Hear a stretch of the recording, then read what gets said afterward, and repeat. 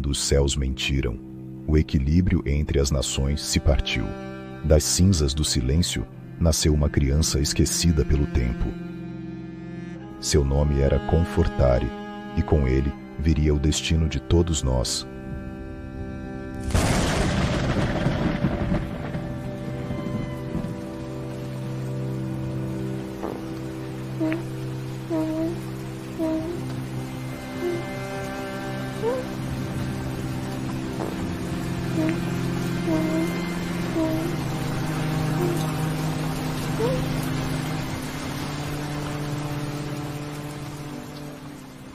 O céu estava limpo demais quando a chuva caiu. Nenhuma nuvem, nenhum trovão. Apenas um silêncio pesado. O tipo de silêncio que antecede não a tempestade, mas a revelação. As gotas desciam em linhas finas e geladas, como se o próprio mundo vertesse lágrimas por algo que os homens haviam esquecido, ou preferido esquecer. Affectio o encontrou naquela manhã, aos pés da árvore dos ecos. Um carvalho antigo, tão velho que ninguém mais lembrava quem o plantou. Suas folhas nunca caíam.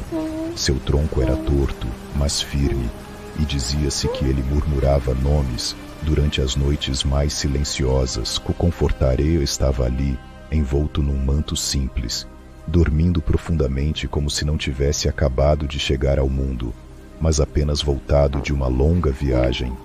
Ele não chorava. Seus olhos estavam abertos, calmos, atentos. Observavam o céu com a tranquilidade de quem o reconhece. Affectio sentiu o arrepio subir pela espinha. Tu és o eco, e eu, tua âncora, sussurrou. Antes de pegá-lo no colo, ela o levou consigo, não por caridade, mas porque o destino não havia deixado alternativa.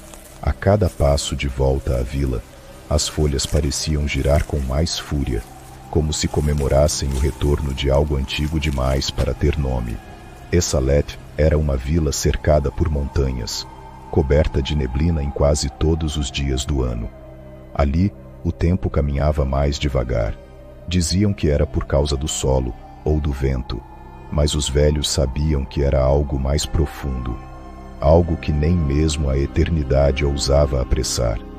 Confortare cresceu ali, entre os riachos de águas cristalinas e as histórias sussurradas à beira do fogo.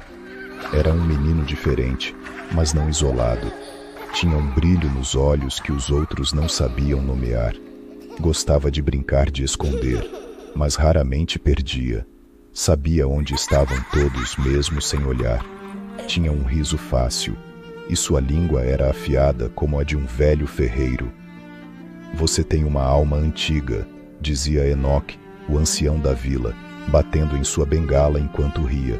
Mas era também travesso. Pintava ovelhas de azul com frutas esmagadas. Trocava as placas das barracas do mercado só para ver a confusão dos mercadores. Affectio o repreendia, claro, mas por dentro sorria. Ele era luz, ele era vida, e ainda assim, havia os sonhos.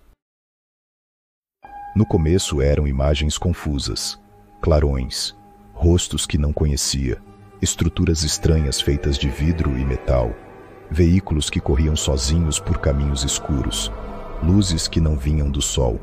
Mas o mais estranho era a sensação, como se já tivesse vivido aquilo, como se, em algum ponto do tempo, ele pertencesse àqueles lugares. Quando acordava, seu coração batia forte, e por minutos inteiros não sabia se era ele mesmo. Certa noite, quando tinha 10 anos, sonhou com um espelho, mas ao invés de seu reflexo, havia um homem, mais velho, com os olhos escuros e fundos, vestindo roupas que pareciam de ferro e luz. O homem olhou diretamente para ele e disse: "Você ainda não sabe, mas todos te esperam." No dia seguinte não contou a ninguém, nem a Affectio, nem a Lívia, sua amiga mais próxima. Apenas desenhou o espelho na terra e apagou logo depois. Quando completou 12 anos, foi chamado ao templo central, onde se reverenciava Fortitudine. A estátua do Salvador se erguia imponente, feita de pedra negra, com uma mão apontando para o céu e outra repousando sobre um livro. Confortari sentiu o peito apertar ao se aproximar. Era reverência, era orgulho. Aquela figura não lhe causava medo, causava um sentimento de pertencimento, de honra, algo profundo, quase ancestral.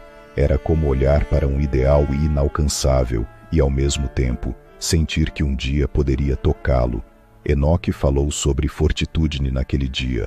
Contou as histórias da unificação das nações, do sacrifício final, da paz forjada com dor. Todos escutavam em silêncio, e Confortari escutava com admiração sincera. O herói que selou a guerra com sua própria alma, disse o ancião. E um dia ele retornará, renascido, para guiar o mundo outra vez. Confortari sentiu um calor subir pela nuca. Não sabia por quê, mas algo naquela frase ficou presa dentro dele. Na volta para casa, tomou um caminho diferente por entre as árvores que margeavam o campo. Foi quando o viu. Um homem parado junto à trilha, alto, encapuzado. Vestia uma túnica escura e carregava uma bengala feita de galhos entrelaçados. Seus olhos eram impossíveis de esquecer. Intensos, profundos, como se carregassem séculos dentro deles. "Você está atrasado", disse o homem. Confortari franziu a testa. "Eu não sei quem é você." O homem sorriu de canto. Era um sorriso triste. "Ainda não, mas quando souber, vai desejar nunca ter perguntado." E então se virou e desapareceu entre as árvores, sem som algum, como se nunca tivesse estado ali. Confortari ficou parado por longos minutos. Sentia o coração bater devagar, como se algo dentro dele tivesse sido acordado. Não contou a ninguém sobre o homem, nem sobre o que sentiu, mas naquela noite seus sonhos voltaram, e desta vez estavam mais claros. O céu não mentia apenas quando chovia, mentia sempre que a verdade era grande demais para ser dita.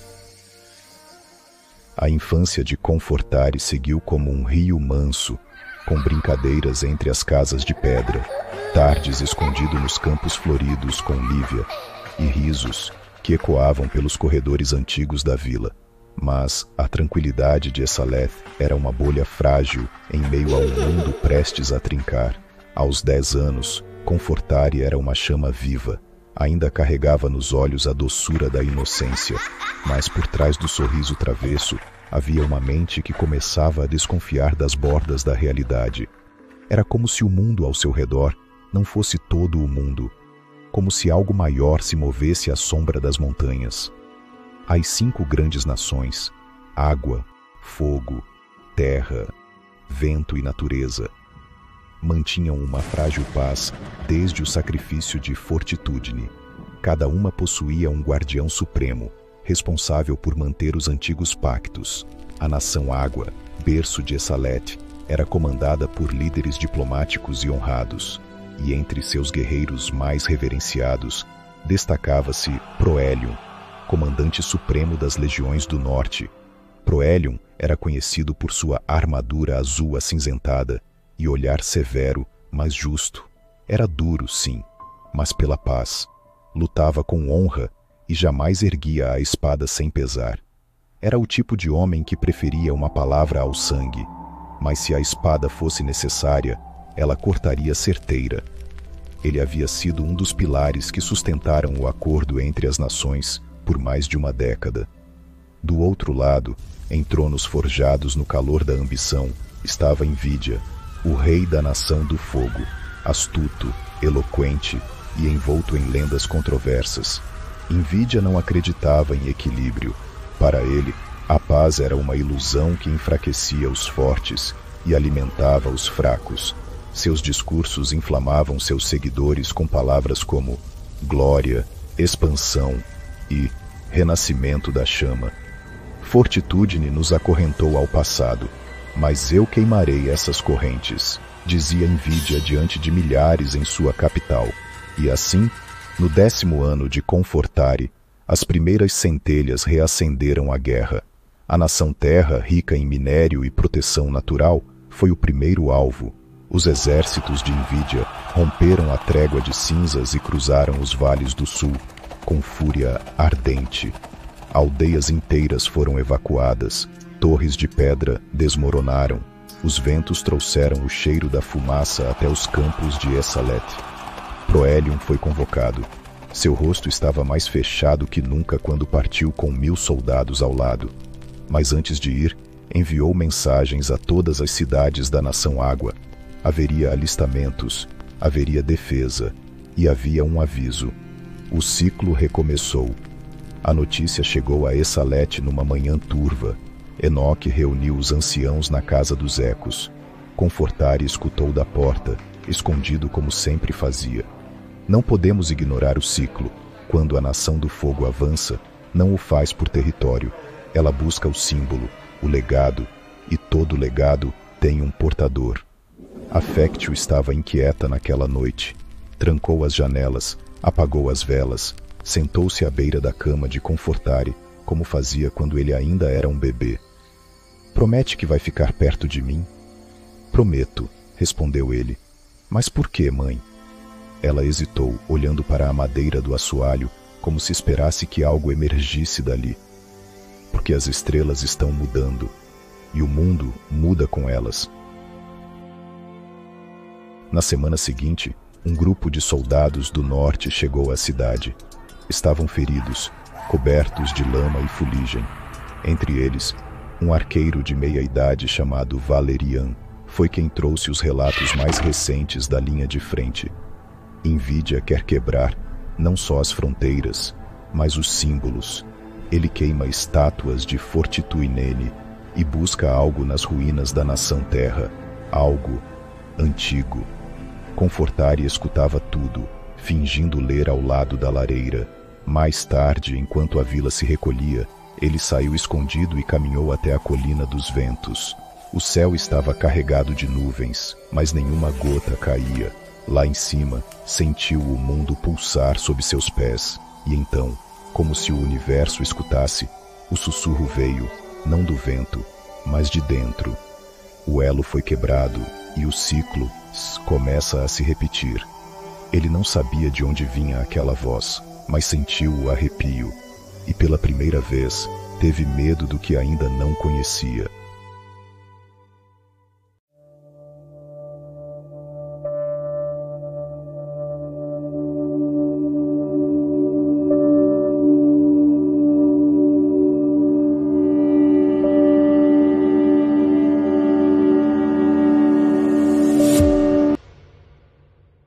O dia amanheceu em silêncio, como se a própria natureza segurasse o fôlego. Não havia pássaros, não havia brisa, apenas uma tensão invisível pairando sobre Essaleth e além das montanhas que a cercavam. A guerra, até então uma sombra distante, invadiu a realidade com a brutalidade de um pesadelo. Ao sul da nação Terra, nas fronteiras de Orvalis, a terra tremeu sob as investidas da Nação do Fogo. Era o início do colapso. Avancem! Não deixem sementes vivas neste solo, bradou um dos generais da legião de Invídia, o rosto manchado de fuligem e os olhos em brasa. As tropas da Nação Fogo não vinham apenas com espadas e lanças, mas com a fúria dos elementos. Chamas dançavam sobre seus ombros, e suas mãos moldavam o fogo como se fosse extensão da própria carne. Vinham para conquistar, mas também para destruir.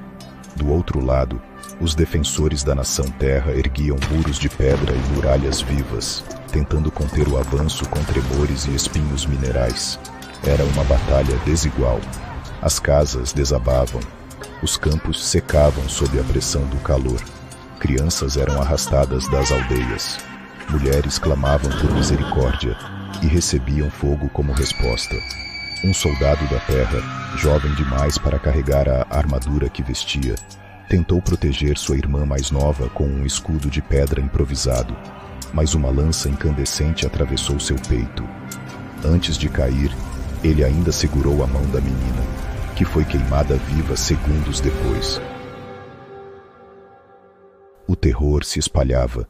Na fronteira de Essaleth, mensageiros chegaram cobertos de cinzas, montados em cavalos exaustos. Valerian, agora líder da guarda, reuniu o conselho. Orvalis caiu, Estão vindo, não por conquista, mas por erradicação. Enoque segurava a bengala com mais força do que nunca.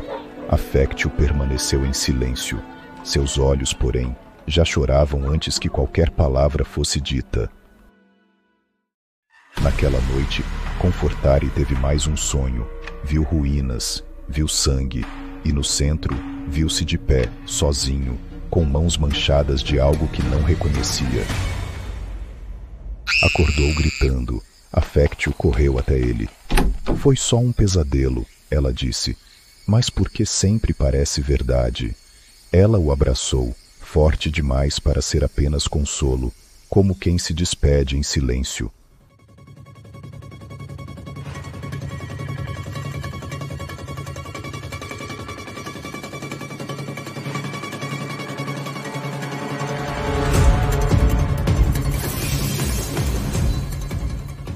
O ataque a Essalete começou às margens do amanhecer. A chuva caía fina, como no dia em que Confortari foi encontrado.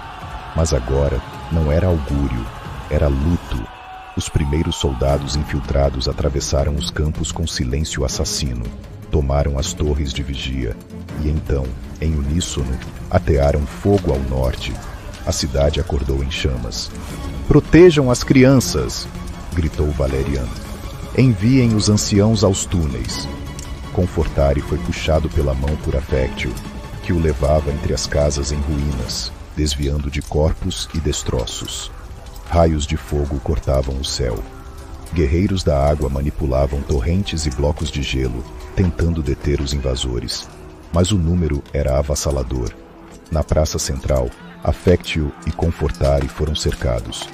3 soldados da Nação Fogo os identificaram. Um deles ergueu o arco. "Ali está ela, a mulher do oráculo.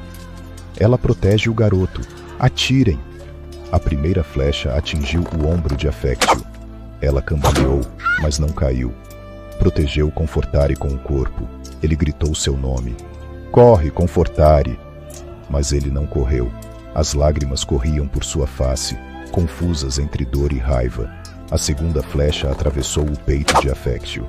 Ela caiu de joelhos, segurando a mão do filho com toda a força que ainda restava.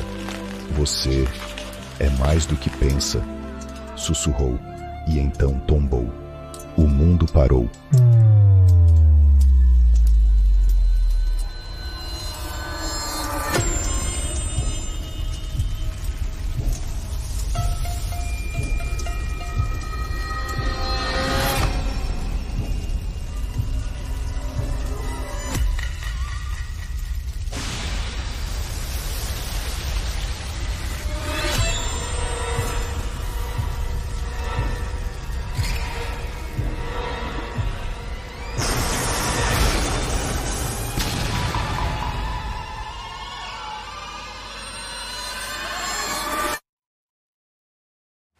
Um vento gélido soprou da direção oposta às chamas. Seu corpo inteiro estremeceu.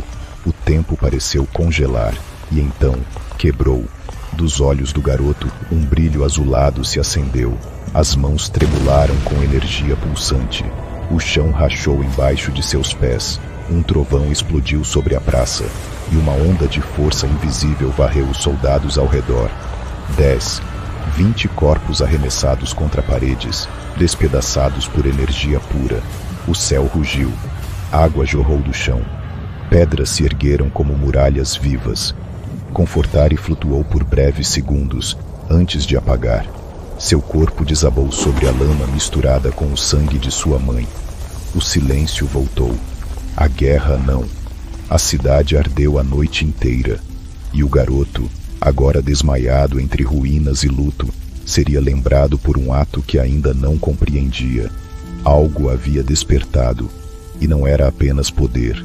Era o começo do fim de uma promessa esquecida.